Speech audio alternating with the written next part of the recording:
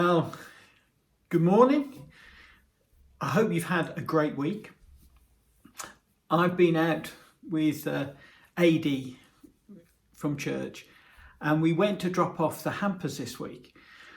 And I can't tell you how much fun we had doing that. We dropped them off at 3 different schools and at each time the teachers were pretty overwhelmed.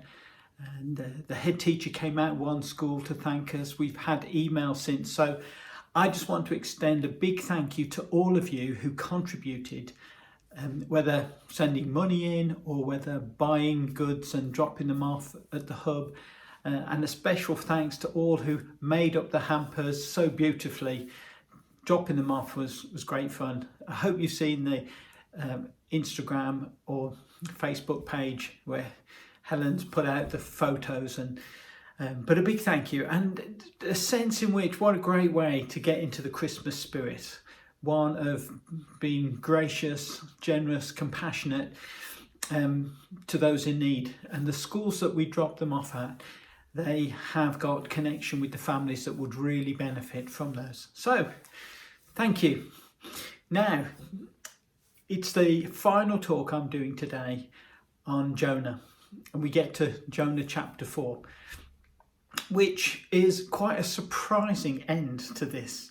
Let me give you a bit of a recap. Where we left off 2 weeks ago was that Jonah had finally obediently responded to God's call on the second attempt. If you remember chapters 1 and 2, that Jonah just decided to go his own way. God had clearly spoken, he said no, and we find out why in this final chapter. But anyway, God then created a storm as Jonah tried to escape, going the opposite direction by boat, and eventually the sailors realised that Jonah was the cause of all the trouble. He admitted it, and he tells them, "You've got to throw me overboard." So Jonah was sort of saying, God caught me, right, well, I'm going to have to die. So rather than you all die, let me die. So they reluctantly did that. Anyway, then Jonah cries out to God, and God sends the big fish. And this is a story we know and love as kids. Our children know and love it. And yet it's only the beginning of the story. Jonah cries out to God, promises that he now wants to be obedient. And I love the way it says, so God tells the fish to vomit Jonah up onto the beach, puts him back on track.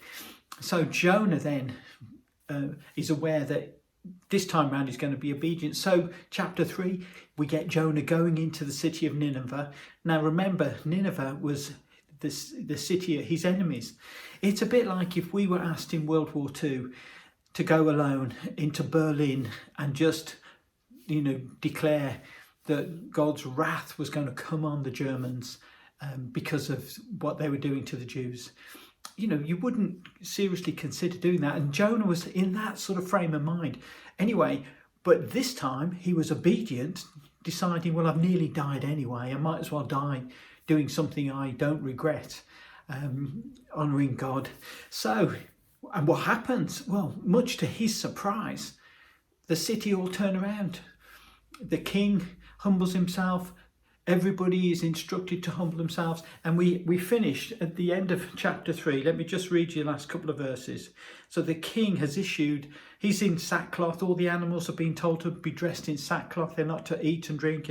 And all the different levels of society are doing the same. And the king says, verse 9, who knows? God may well relent and with compassion turn from his fierce anger so that we will not perish. And that attitude really caught God's attention. So we're here, end of chapter 3, when God saw what they did and how they turned from their evil ways, he relented and did not bring on them the destruction he had threatened. So that's the end of chapter 3. We're moving into the final chapter. There's only 11 verses, I think, in this final chapter. And you'd think that from Jonah's point of view, this is a massive success.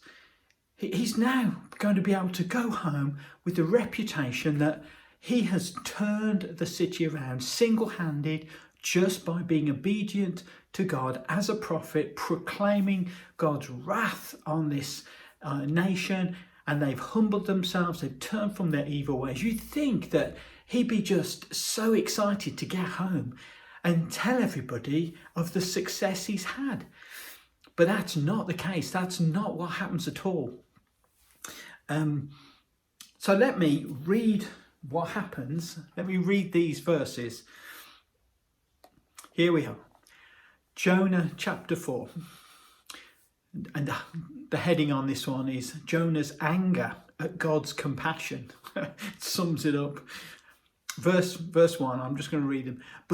But to Jonah, this seemed very wrong, and he became angry. He prayed to the Lord, "Isn't this what I said, Lord, when I was still at home? This is what I tried to forestall by fleeing to Tarshish. I knew that you are a gracious and compassionate God, slow to anger and abounding in love, a God who relents from sending calamity. Now, Lord, take away my life, for it is better for me to die than to live." But the Lord replied, "Is it right for you to be angry?" Jonah had gone out and sat down at a place east of the city. There he made himself a shelter, sat in its shade, and waited to see what would happen to the city.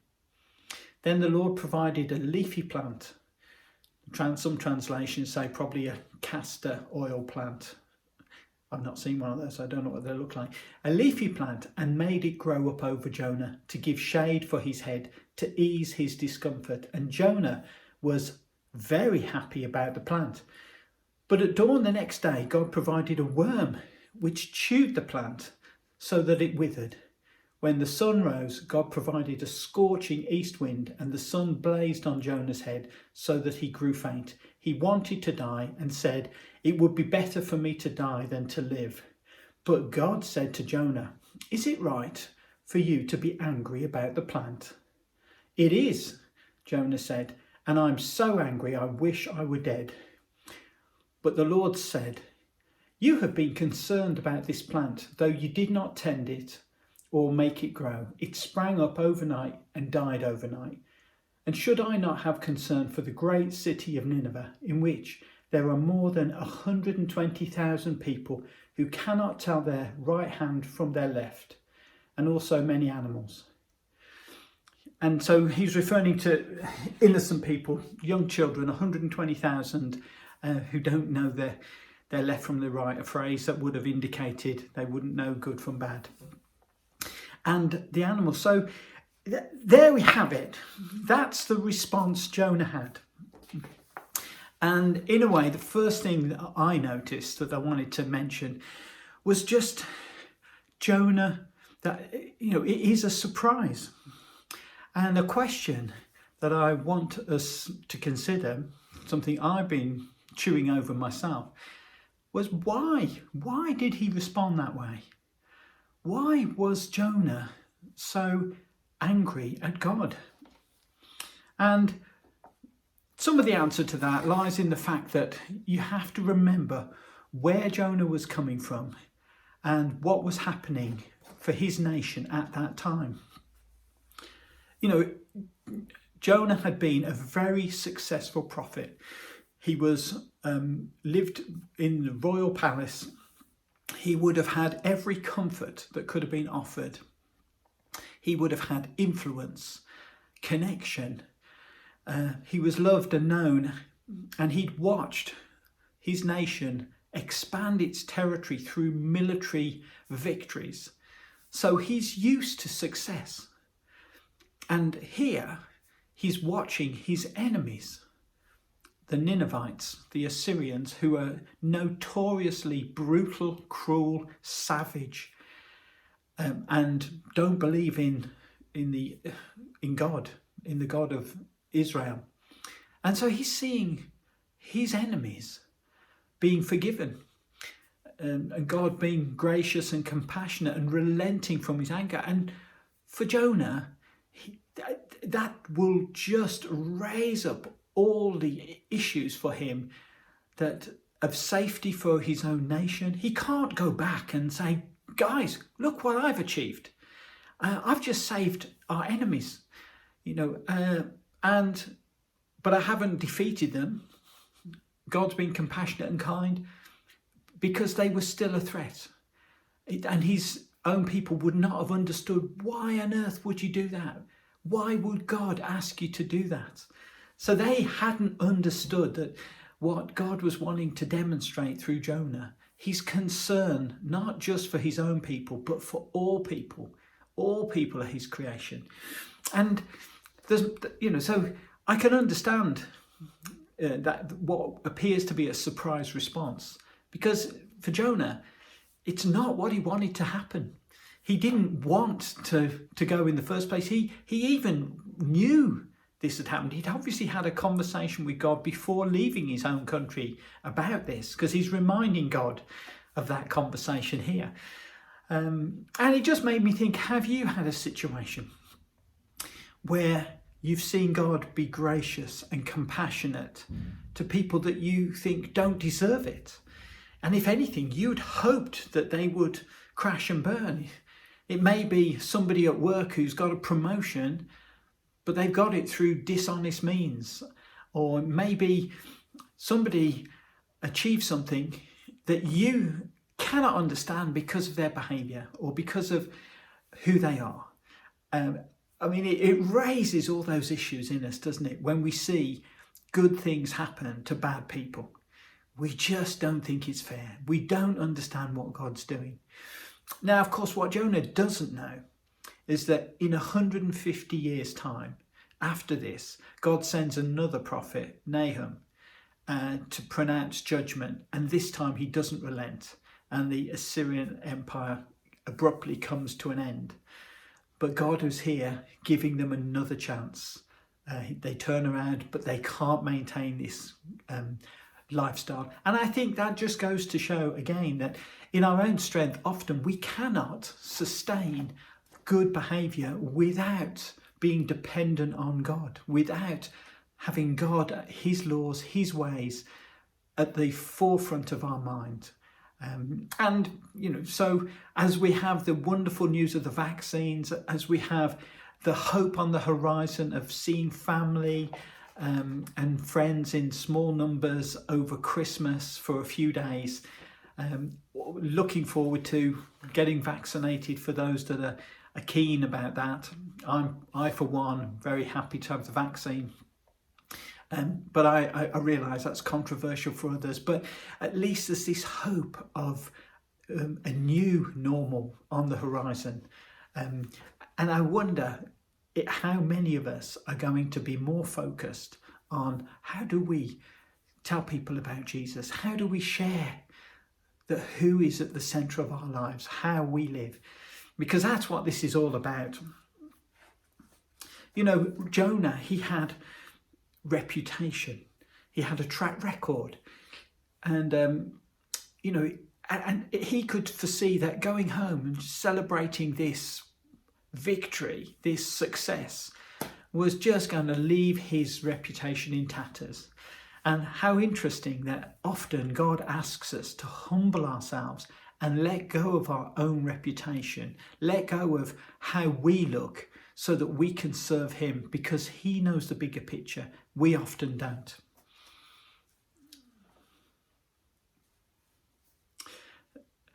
I just want to read out again, Jonah's response. He knew that God is a gracious and compassionate God, slow to anger and great in loving kindness. Great phrase that. God is great in loving kindness.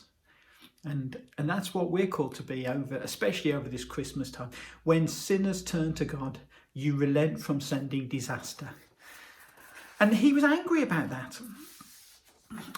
Isn't it interesting that actually probably many of us, maybe we don't admit it, but when we see God relent from sending disaster on people who deserve it, we get frustrated because It's just pride. We think that we don't deserve it, they do. And actually, we're just judging. And the time for judgment will come. But just as it was for the Assyrians and Nineveh, that will be later. Right now, we are called to be part of demonstrating God's love, his compassion, his kindness, his loving kindness. And I just hope that, just as we've done these Christmas hampers, it was a small way of demonstrating it. And it really surprised me, the completely overwhelmed response from people as we did it. They couldn't understand why, and they were so shocked by the kindness. Emails we've had in. I just think, for us, just looking to bless others, demonstrating kindness is so powerful at this time of the year. So we need to now look just at God's response to Jonah, because let me just read that out from verse 4, just to remind you. But the Lord replied, "Is it right for you to be angry?" Now, I've spent a lot more time over this pandemic in the mornings with the Lord, and at different times of the day, but especially the morning, that really works for me. And the more time you spend just chatting to the Lord, being silent, reading, it's amazing how you start to become aware of your motives. And when you start asking God for things and you sense a bit of a silence, or the answer seems to be coming slow, you have to re-examine your motives. And I wonder how many of us get angry or frustrated because God isn't responding the way we want him to. And that thing that Jonah did, he went and he sat outside the city to watch what would happen.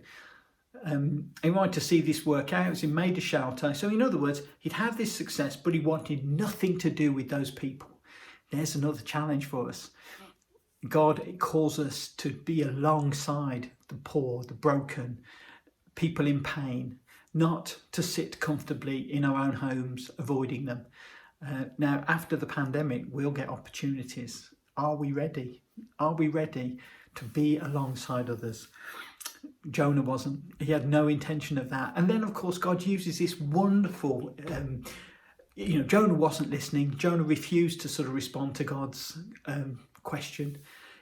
And so God demonstrates it in another way. He provides this plant and it says Jonah was really pleased, not just happy, but really happy, very happy, because he gave him shade. And yet the next day, when it was taken away, he's angry again. So his focus is on himself and his needs, while he watches to see, he's hoping that God's going to change his mind again and maybe the city will be destroyed. We don't hear any more other than at the very end, God challenges him when he expresses his frustration and anger at the plant being chewed by the worm and withering, and the scorching wind that makes him faint. Jonah says, "I want to die." So when things haven't got the way he thinks they should, when God hasn't acted the way he thinks God should, Jonah's put his own nation before God. And that's a challenge to all of us. Are we putting ourselves, our family, our culture before others? We've got Brexit all happening, and yet we have friends in Europe. We don't want to be enemies. Actually, we want them to be blessed, and not just us. And, it's here, Jonah, God challenges him about his racism. God's challenging him. That's not my way. I want to care for everyone. I want to give everyone a second chance. And that's really where it finishes.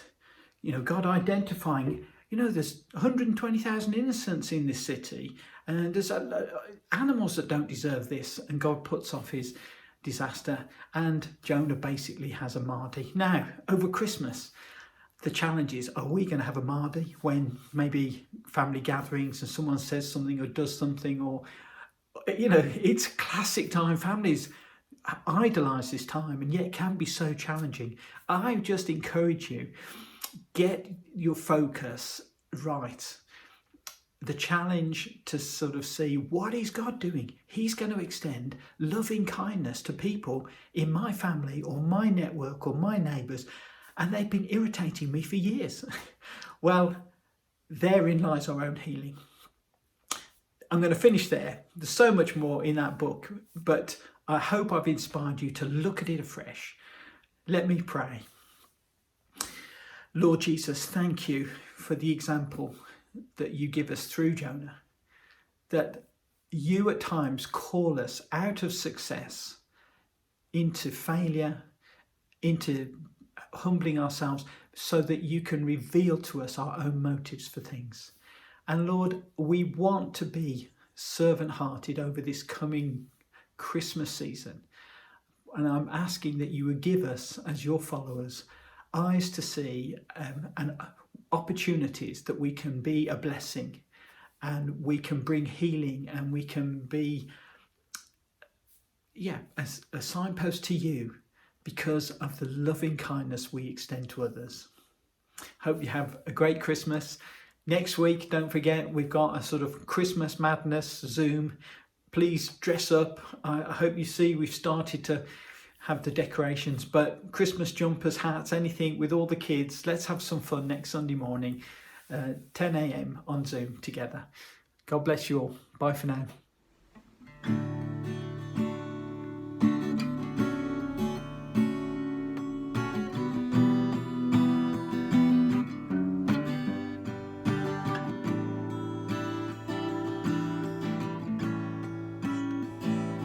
Father, I come to you. All that I have is yours. Everything comes from you. I lay it before you, taking me deeper in. Nothing that I have done, everything you have given, to you I surrender. And all that I am is crying out to you, Lord. And all I can do forever is stand in awe.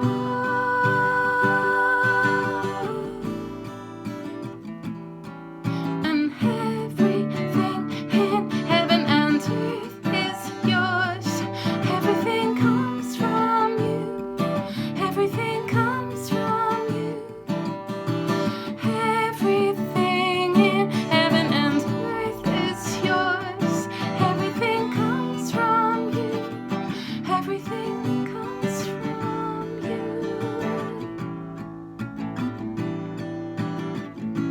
Father, I come to you, falling down on my knees. Everything at your feet, I lay it all open, needing you more than life, shaking out all my pride. Nothing from you I hide, to you I come broken, and all that I am is crying out to you, Lord.